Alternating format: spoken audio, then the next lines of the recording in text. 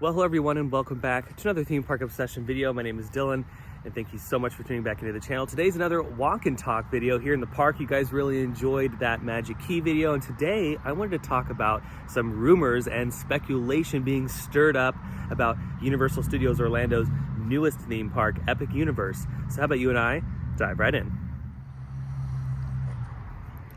Yeah, it's nice to be back in the park, and look who's joining me today. Hello. Michael wants to jump in on all the rumors and speculation because this is very exciting. Epic Universe is going to be the largest domestic theme park that Universal has ever built. So here in the United States, that is something that we are all looking forward to. Oh, yeah. And it's bringing so much competition and excitement to the theme park community. I hear squirrels in the distance. That's what I'm looking at right now.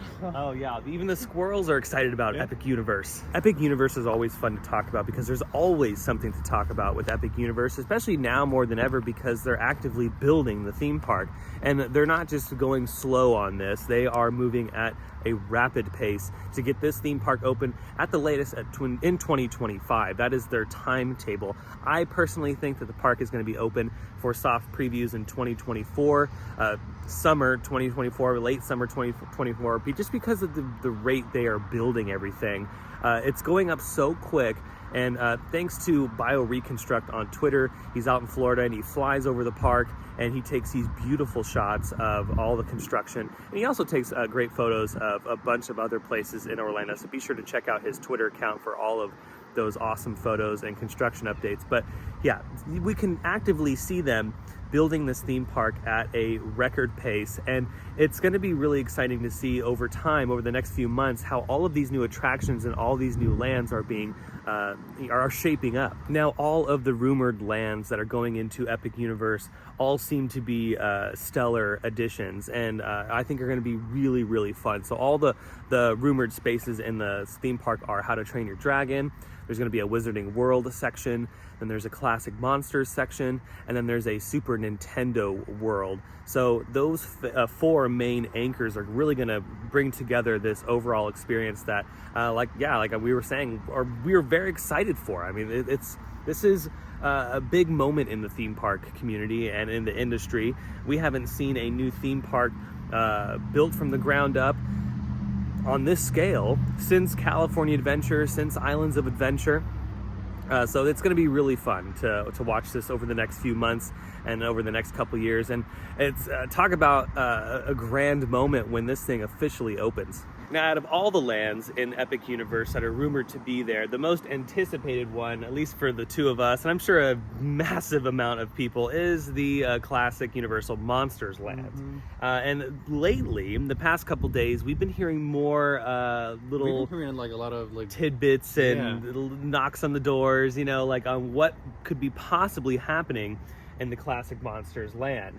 And I mean, are you excited for the Classic Monsters land as much as I am? I'm excited regardless of what's going in there, just because it's Classic Monsters. Yeah, and if all is true and all the speculation is true, I have a feeling that this is probably going to be one of the most popular theme park lands ever.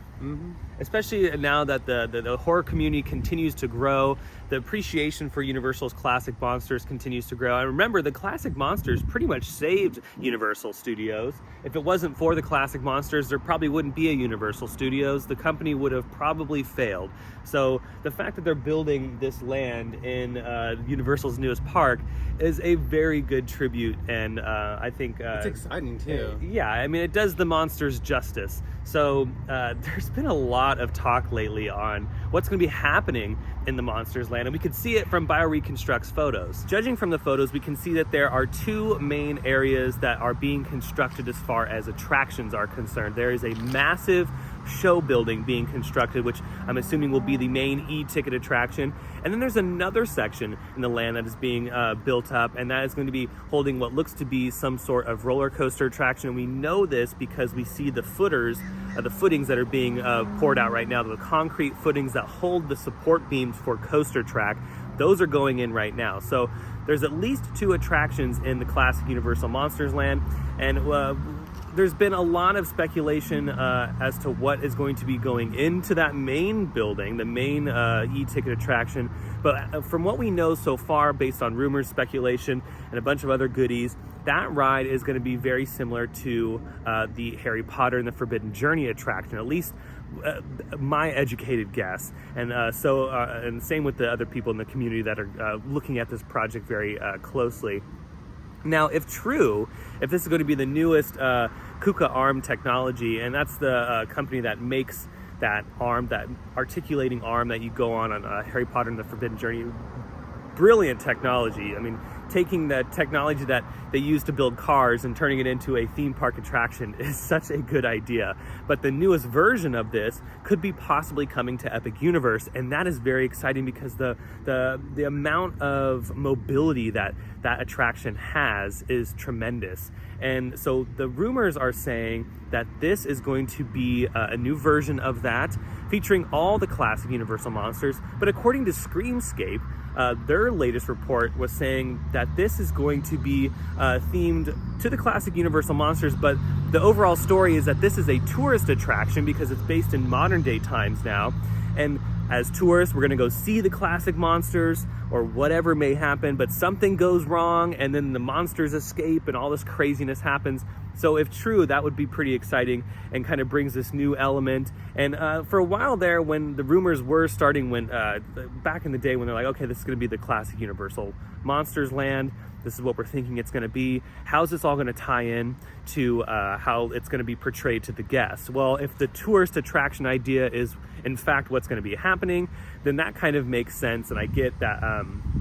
That's a really good way to tie it all together. There's also rumors talking about how in the evening in the classic Universal Monsters land that the monsters will come out as like walk around characters. There'll be photo ops. And it'll almost be like a, not a nighttime show, but just like a nighttime atmospheric experience where the characters are roaming around, they can jump out and scare you. Obviously not like too terrifying because they don't want this to be like a Halloween Horror Nights thing, but to really bring the Monsters land alive in the evening with beautiful lighting, fog, and other atmospheric effects. And if all this is true, because again, I'm just basing this all off of what I'm reading online and from other members of the theme park community. But if all of this is true, this is going to be really fun. I think, again, like I was saying, I think this is going to be one of the most popular theme park lands that has ever been done in any theme park. And granted, I think it has ever been done at any Universal park, just because of the popularity with the classic monsters and just horror in general. So yeah, this is gonna be fun to watch play out. But like I said, in the pictures right now, we could really see the show building for the main attraction being put up.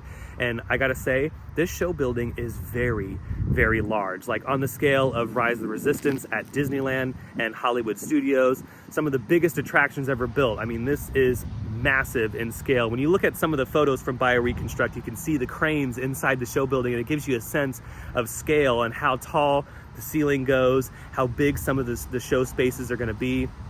And we've also heard rumors that this version of the KUKA arm attraction is going to feature 0 screens. This is all going to be practical effects and animatronics, which, if true, wow, that is going to be a really good push in the right direction for Universal, because we really don't see too much of that from Universal. We have been seeing this transitional switch in screens to more practical effects with Universal, which is very nice. But the fact that they're going to be possibly going all in on practical effects and animatronics with this new theme park is a very good sign. And as a fan of Universal parks, it's really nice to see them really invest in that kind of. We could already see it. We could already see them invest in that direction. We're seeing less and less attractions piggyback off of the screen based theme and move more towards the practical effects.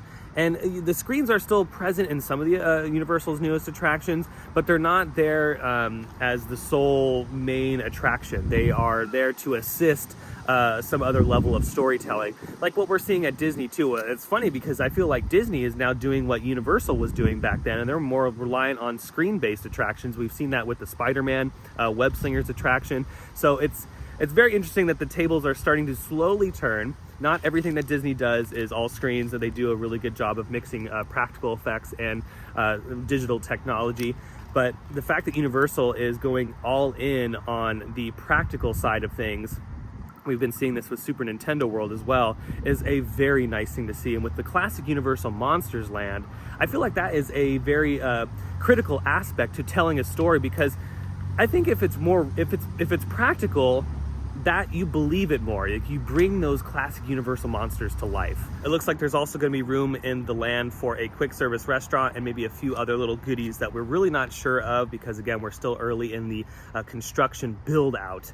So I think over the next like 6 months, then we'll start seeing more defined areas in the land. And that's not just with the classic monsters, the rumored classic monsters land, but it's with all the other lands that are supposed to be in the park. The park also is going to be featuring a hotel, and there's also going to be hotels on the outside of the park. I mean, this entire project is more than just the theme park. It's a massive resort expansion. But yeah, I mean, so many exciting things continue to happen at Epic Universe. This is going to be a big moment. And I think this theme park is going to be finished early, because they want to get this thing up and running as soon as possible, because they are in direct competition with Disney, which is, like I've said in many videos, and people get confused because they think I'm hating on one or the other. No, as a theme park enthusiast and a fan, I love the competition, because the competition only results in a better product for us, the consumer. We want these places to be aggressive. We want them to compete with each other. We want them to throw punches at each other, because the more they do, the better attractions we get down the line, the better shows we get, the better experiences we get. That's what we want. What's great about the nighttime element to the Monsters Land that we've been hearing is that it gives the land another reason to be staying there. Yeah. So like, you know, sometimes you go to a land and you're like, okay, like we've seen everything, we've seen the attractions.